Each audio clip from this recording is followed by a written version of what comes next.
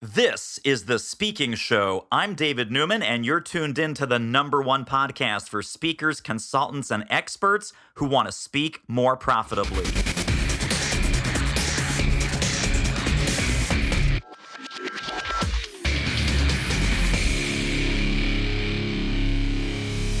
Sales, my friends, sales. I got the guy, I got the man, I got the sales hunter himself, Mr. Mark Hunter. Hey, it is great to be with you, Mr. Everything. I look to you for everything, David. So, no words to describe you. No words to describe. I think that would be a highly accurate statement. So you are so smart with sales mindset and strategy and tactics. Let's start with mindset, because obviously your newest book is A Mind for Sales. Every consultant, every advisor, every professional services person at this point is like, oh my gosh, we're 7 or 8 months into this COVID thing. We've been beaten, we've been bruised, we've lost market, we've lost employees, we've lost salespeople possibly. Their mindset might not be where it needs to be. So tell us a little bit about how to reset our mindset in the face of the current situation. I'm going to jump right in and share a quick story, and this is going to freak some people out, but it's okay. If you saw a house down the street from yours on fire, what would you do? Would you just sit back and do nothing? Or would you pick up your phone, call 911, and race to that house to try to help them? That's what's going on right now in the marketplace.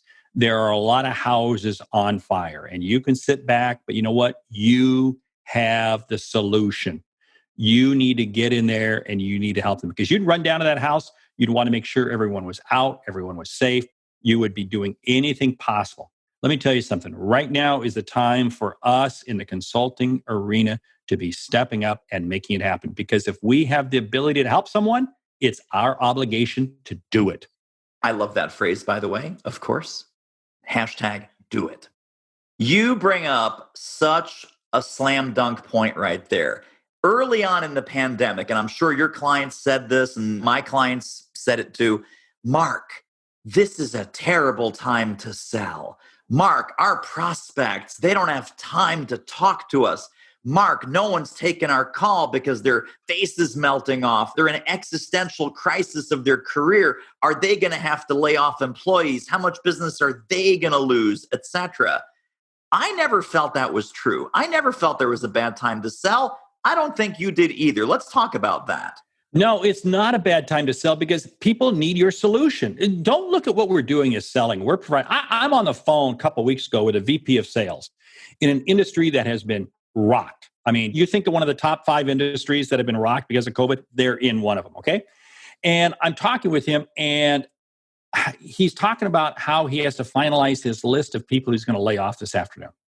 And unfortunately, there was no way around it. No way around it. Now, I could have ended that call and said, well, I guess there's no business there. You know what? Next week, he's coming back to me with an answer on what's starting out as a 5-figure proposal. So guess what? And by the way, that will wind up going to 6 figures, I'm sure. This is a guy who I was talking to who said he was going to be laying off people, but he needs me more now than ever. I was just on the phone with another company a couple hours ago.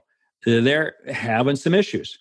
But guess what? They re-signed up for another quarter with me. Why? Because they know I bring them solutions. I bring them ideas. This is the time for us to be out there. Hold your banner high. This is the time to make things happen. Now, I think you have done this, and I think a lot of smart consultants and experts have done this. They have not so much changed their content, but they have changed the way that they talk about their content and the way they talk about these solutions so that the urgency goes up, the relevance goes up, and the importance of talking to you goes up. How do we start to make that shift to be more relevant and more urgent when things are hitting the fan? Well, what you just hit on a $64 million question, not 64,000, $64 million question.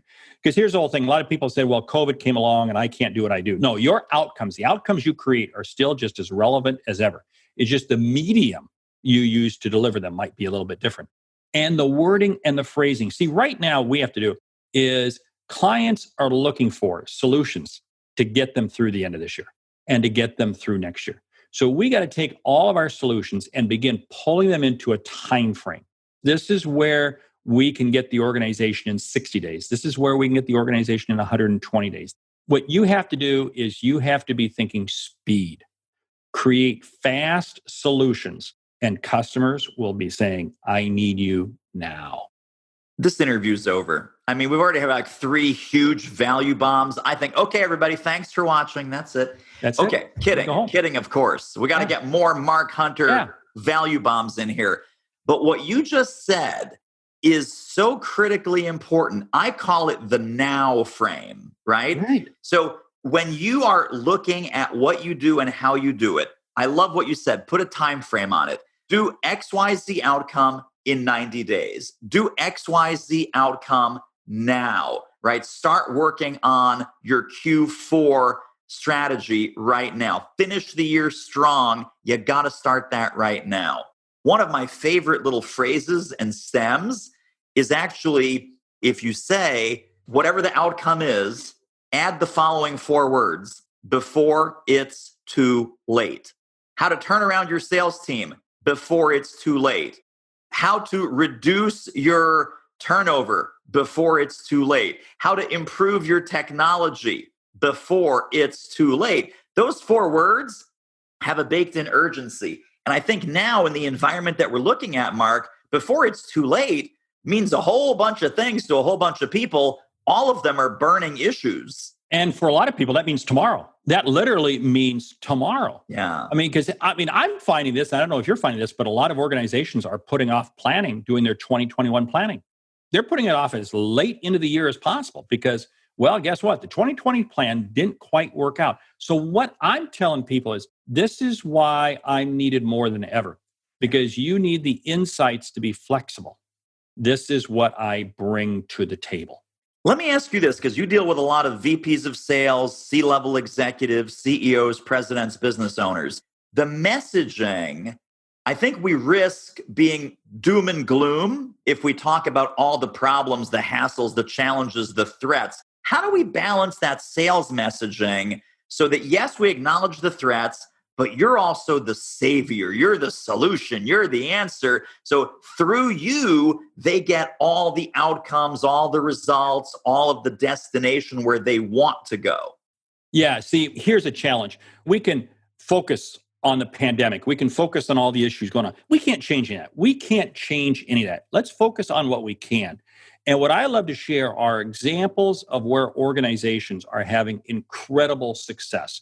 They're having this company that I was telling you where the VP of sales said he was laying off people. One of the reasons he's bringing me in is because he says, Mark, you're going to guide us in opening up new avenues, opening up new markets. And I said, this is great because you know what we're going to do? We're going to have a much stronger organization a year from now. And he said, you bet we are. We're going to have a much stronger. And see, so what I'm doing is I'm shifting their thinking.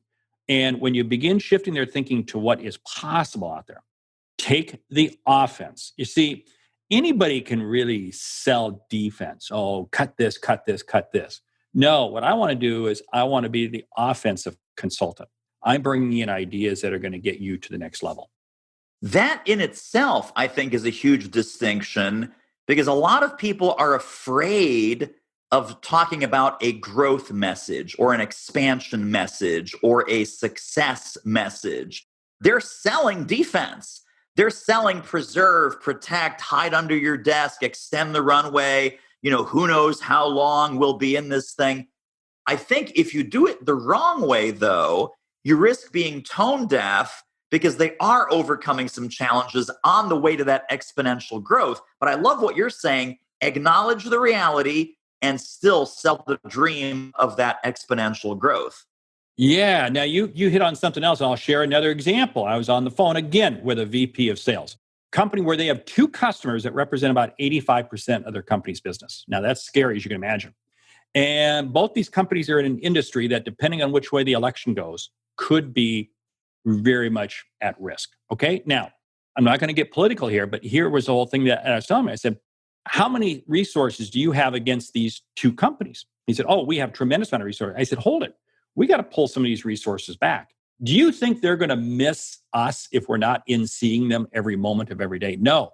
We've got to, right now, we've got about a 90-day window to begin opening up other avenues. I want you to begin going through and saying, who else fits your customer profile? Who else? In other words, again, it's taking the offense and actually pulling some of the defensive players out of the lineup to turn them into offense.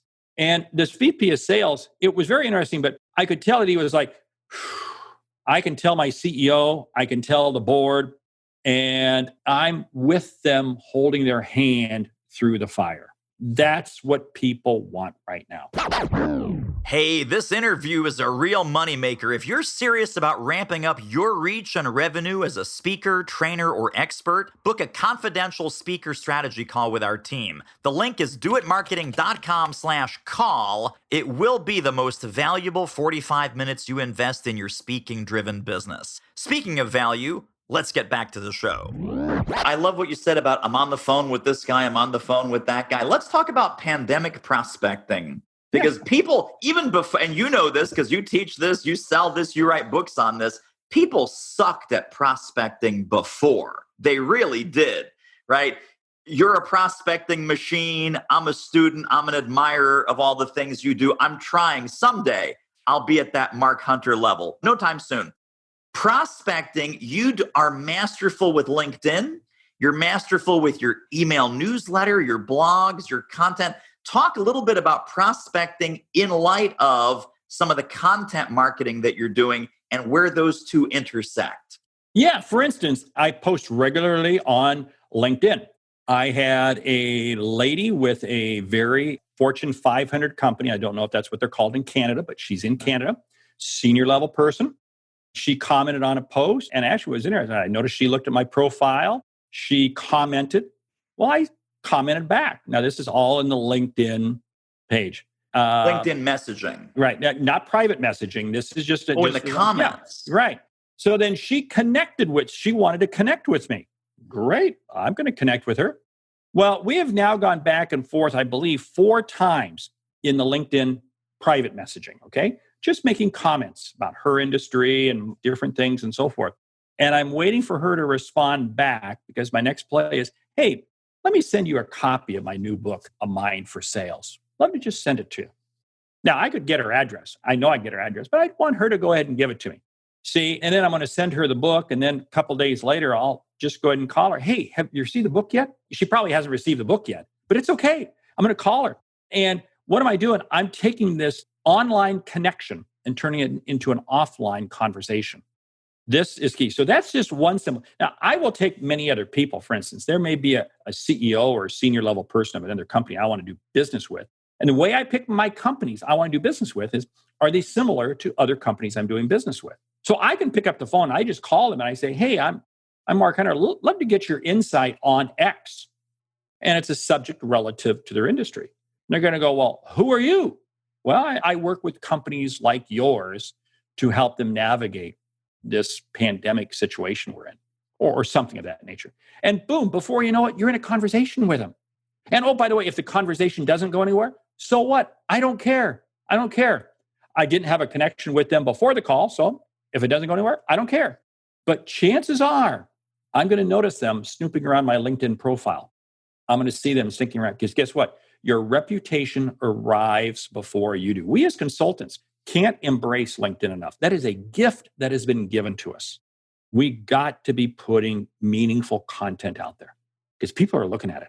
So, I can make a couple of these calls a day. And in our business, in the consulting world, you really don't have to make many calls. You really don't have to make many prospecting calls. I find them fun because I'm going to take this company in Canada. And, I get it that she kind of warmed up to me a little bit, but I'm going to have her as a client within 30 days. I guarantee it. That's the confidence. That is the mindset. That is the can win, will win attitude. I love that. So let's talk about this guy. I know you talk about it in your book. A lot of people feel that, well, my mindset is my own darn business. And, if I'm having a bad day, I haven't made a sale in 2 months, I'm feeling pretty sucky, my boss is a jerk. There's this victim sort of mentality that the world is happening to me. I want to pick up on what you just said. This person, I'm going to make her fall in love with me and my content, and we're going to do business. I'm going to help her pull the nose up on the plane. That's the opposite. So how do you take someone who's kind of down in the mouth, is letting the world happen to them? What can they be doing? What can they be thinking to kind of slap themselves out of that negativity mode? What you do is you take this left-hand side of the paper, write down all your companies that you've done business with. On the right-hand side, write down all the solutions, not what you sold them, but the solutions. What were the outcomes? How did they benefit from you? You look at that piece of paper and you give yourself a big hug. You go, I am wonderful. Because you know what it is? You've provided solutions. Then what you do is you say, hey, who are other companies just like these? Don't spend your time prospecting with village idiots. Don't spend your time with other people. Spend time with people who are just like your customers. Because you know what? You help this one, you can help them. So right there, that is a fast thing. Now, what you do every morning, I want you to get up. When you get up, I want you to wake up. But I want you to sit down and I want you to write down 3 successes that you've helped customers create over the previous. And you just go through that exercise. And it's amazing how that begins to turn your attitude. If you're still struggling, what you do is you pick up the phone and you call one of your favorite customers. I do this routinely. I'll talk to a client I haven't talked to in a couple of years. Hey, Mark, great to hear from you. Hey, Mark, oh yeah, we're doing great. What does it do? It lifts you up. It motivates you. It gets you in the game. Final piece I'll share with you. You set yourself a very easy goal that you're going to accomplish by 9 or 10 a.m. What I found is this. If I can set myself a goal that I can accomplish by 9 or 10 in the morning, guess what? I'm creating momentum. Momentum creates momentum.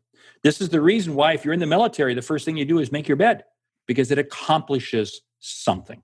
You want to accomplish something early. Believe in how you can help people. It simply comes down to, because your mindset, believe me, your customers, your prospects, everyone can very much determine what your mindset is. That's why you and I get along so well together. That's why you and I enjoy doing this dance together. I think so. I think you're right. So I love this. I mean, the strategy is get back in touch with your awesomeness. And people have these things, Mark. They have thank you cards. They have thank you emails. They have testimonials. They have their LinkedIn recommendations. And when we get sidetracked, when we get negative, when we get frustrated, and this happens to all of us, I think the successful people just don't stay there very long because they have these strategies to pull themselves out. So get back in touch with your awesomeness. Look at the tangible sources of the value that you've delivered and get back in the horse and get back in the game. Yeah. Hey, one final piece of that. Don't expect somebody else to motivate you. Only you can motivate yourself. Don't think that it's somebody else's fault. No. That is the victim mentality. You own your level of motivation. You own your level of confidence. Amen times 10. And I also want to bring back something now that you said that went by fast, but it's profound. We always talk about prospecting, and I think we confuse prospecting with prospects or prospecting with new prospects. You see where I'm going with this? What can we be doing in this time right now to be prospecting our past clients? Yeah, one of the things you do is you take a white paper that you wrote, or maybe it's an ebook or something like that, and you don't hesitate to send it out to them. Hey, just put this together. And here's a trick. If you're prospecting senior level people that I did this recently. I'm in a mastermind group, and we put together a great white paper, and I sent it out to a couple of CEOs on Saturday morning. Sent it out to them on Saturday morning about 7:30, 8 o'clock. By 11 o'clock that first time I sent it out on Saturday morning, a CEO had sent me back a 1.5-minute video commenting about how much he loved it. He said, wow, this is great. This is gold. Here's how we're going to use this. How's we're going to do it. And it was amazing. This was a CEO that I had not really done anything with in probably about a year. Believe me, I sent him back a note. Hey, we need to connect for a virtual coffee. He said, oh yeah, by all means we will. And we did. And guess what? We're pretty close to getting in to do a major piece of business with them. So stay engaged. As a consultant, you're a thought leader. You're a thought leader. Take your content, take time, write it out. David, you're a master at this. You are constantly putting out content. Share it one-on-one with people. Use it. Anything I do, I want to be able to share at least 10, 20 times. That's again why you want to stay in niches. You want to stay in industries, become the expert, because then you can take one piece of content and share it with many, many people. Super quick commercial break. Isn't this interview amazing? If you'd like to get more ideas on how to start or grow your speaking business fast, pop over to our free training at doitmarketing.com/webinar. Now, you mentioned the mastermind group. You mentioned this fabulous collaborative report, which I did download, by the way, and it is excellent. What other kinds of things can we be doing with our colleagues, with our referral posse, with our friends who know us? They might not be prospects, but they're allies. They're allies or champions or advocates or referral sources. Give us a little bit of a kind of triangulation strategy, the way that you like to do it. Yeah, one of the things that I will routinely do is I'll take people who I don't really know too well, and I'll just say, you know what, I need a source. I need to get some information. I need to get a collaboration going. And I'll just pick up the phone and I'll start calling people. Hey, I'm working on this project. Would you mind helping me? In fact, I had a gentleman call me today from Atlanta. He's doing it in reverse to me. You can very easily collaborate together with people. And what does it do? It broadens your name. I get to do a podcast, and I'm co-host on a podcast with Meredith Elliott Powell. And it's amazing the number of times I was talking with somebody this week and they said, man, that podcast you do is absolutely fantastic. And I called Meredith and she just speaks so eloquently about you as well. I speak eloquently about her. And what does it do? You want to create collaboration. Don't think for a moment that you're going to be successful as a solo consultant. You have to have a team. I'm going to use a person's name. You and I both know him, Vern Harnish, wonderful individual, thought leader, but boy, does he partner with other people. You bet he partners. Alan Weiss, thought leader. Does he partner with other people? You bet he partners with other people. You have to create this collaborative mentality. David Newman, incredible individual. What does he do? He connects with other people. I love that reminder that we might be in business by ourselves, but we should not be in business alone. So, every solo consultant, trainer, speaker, financial advisor, real estate agent, you need your posse, you need your team, your virtual team around you to collaborate with, share ideas, share successes, commiserate with when there's a few bumps along the road, and help each other with creativity. And I want to talk to you about the mastermind group, though, because you also mentioned the mastermind group, and there's a whole bunch of rock stars in your mastermind group. I realize we don't need to drop names, but how has this mastermind arrangement worked for you, and what would you recommend to someone listening in about getting involved in a mastermind of some kind? Well, I'm in 3 different masterminds, and each of them have a different focus and a different purpose. I mean, we've got one that has gone on to create $1 million events. So the beauty of a mastermind group is you get a safe space to be able to share ideas and pick up on different people's ideas. There's a group that I routinely connect with every Monday evening, and routinely we're sharing ideas, we're talking. And these are absolutely essential. And you say, Mark, I'm not in one. Start one. And what you want to do is you want to find people. And again, each one has its own objective level. You want to have people that, of course, have integrity and the values that line up to yours. But you want to have contrarian thinkers to your thought process. This is going to challenge you. This is going to push you. But I routinely bounce ideas across my peer network of mastermind. And I love it. Believe me, I'm not that smart. I made the upper half of my class possible. I just have a lot of friends. I'm going to disagree with that, but that's okay. Next favorite topic. I know we can do a whole separate teaching on this. Obviously, your first 2 books, High Profit Selling, High Profit Prospecting. High profit is the theme, and not caving on price is the lesson. Now, of course, in COVID crazy time, everyone's looking for a deal. Price pressure, I think downward price pressure is prevalent. Does that mean that as consultants and as sales professionals, we have to play that game? No, you do not have to play that game. Okay? We'll drop the mic. We'll end the recording right here. No, you don't have to. What you're changing is you're changing the value proposition. Now, think about this for a moment. I've got a client that I do a lot of ongoing consulting with. And we did renegotiate the package. Oh, Mark, did you discount your fee? No, because I used to be going on site to them. every couple of weeks, getting on an airplane and going and spending a couple of days in another city. Well, guess what? I'm not doing it anymore. So, we went ahead and factored that time and so forth, space out of the fee. I got no problem with that. And so we can reframe the package. But here's what you have to ask yourself. Is the outcome still the same? And this is what's key. Again, it comes back to you don't want to be too late with that solution.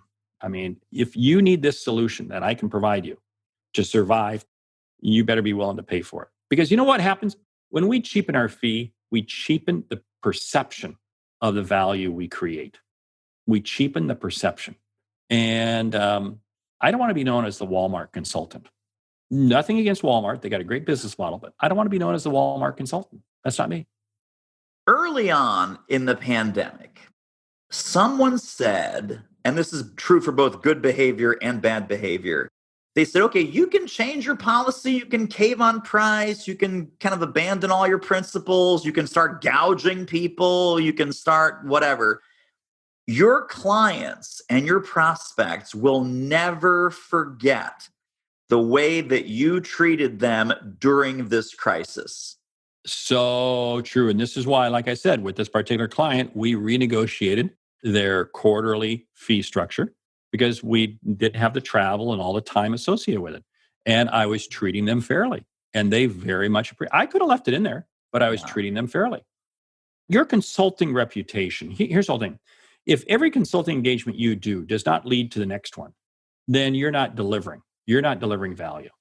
Now, it's not going to be a straight line like, oh, wow, I just get done with this and goes on to the next one. But if you deliver value, guess what? Somewhere down the road, they're going to be talking to somebody else and you're going to get additional business. This is the way you build your business. Your reputation arrives before you do. You better make sure it's good. Amen. Now, on that note, you have a fantastic goodie that all of our participants will be getting for free. It is called 50 Prospecting Truths. It's a fantastic ebook. Tell us a little bit about what people can expect to find in there. What they're going to find is very short nuggets about how you can be prospecting more effectively. These are very short, quick nuggets. They're both nuggets on what you should be doing and nuggets on what you should not be doing. They're nuggets broken out that are going to help you from a motivation standpoint. Some are going to help you with a process standpoint, from a questioning standpoint. So it's all kind of broken out, but it's designed to be that, hey, you can do a read through that and then you come back and say, you know what? This is the nugget I'm going to work on today. This is the nugget I'm going to believe this week. The next week, I grab another one. It really is designed as a, let's put it this way. It is and I can't think, what's the power shot? What's the little power shot of caffeine? The 5-hour energy? 5 hour. Thank you. It's 50 tips condensed into a 5-hour energy. Clearly, that's what I need here on a Friday afternoon as we record this. Absolutely fantastic. Well, Mark, final closing thoughts, anything big picture about a mind for sales or prospecting or success in the world of consulting today? Sure. I'd love to have you buy the book, A Mind for Sales, but let's not talk about that. Let's talk about, hey, it really comes down to your framework. You will never be able to get your client to believe more than what you already believe. Your confidence, the expertise that you bring to the table will never exceed what the customer has. So if you don't believe in what you can do, if you don't believe in the outcome you can create, don't ever expect the client to sign up for it. But I'll tell you what, right now more than ever, there are more opportunities out there than ever before. And I mean this seriously across every industry, industries that are shrinking and industries that are growing. We are needed. We are part of the fuel that is going to drive the economic growth of this country. Amen. That was the mic drop moment, my friend. Amen. Mark Hunter, you are awesome. Thank you for all of these value bombs. Thank you. Well, that wraps up another episode of The Speaking Show. Hey, tell you what, if you like us, rate us and review us on iTunes. Subscribe. Tell a friend. Go grab the notes and downloads and extras at thespeakingshow.com. See you next time.